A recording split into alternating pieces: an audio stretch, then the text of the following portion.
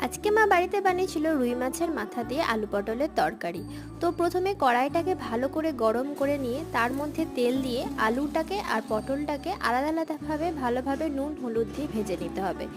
ভাজা হয়ে যাওয়ার পরে কড়াইয়ের মধ্যে আরেকটু তেল নিয়ে দিতে হবে।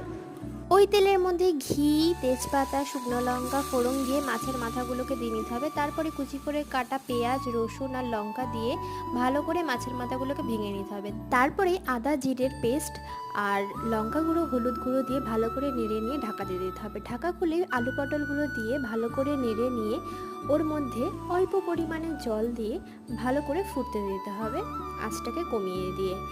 ঢাকা তুলে ওর ওপর থেকে ঘি আর গরম মশলা ছড়িয়ে দিলেই রেডি হয়ে যাবে গরম গরম রুই মাছের মাথা দিয়ে আলু পটলের তরকারি বা ঘন্ট। তোমরাও বাড়িতে একবার ট্রাই করে দেখতে পারো, অসাধারণ রেসিপি।